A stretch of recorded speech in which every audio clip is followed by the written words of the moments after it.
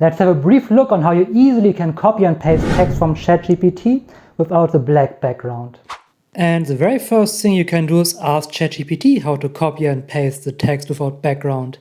And let's just do that right now and look at the answer.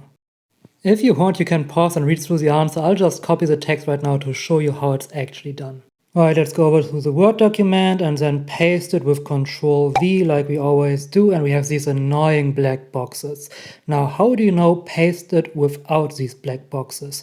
You simply click Control Shift V. And here we go, perfectly pasted without these annoying black boxes.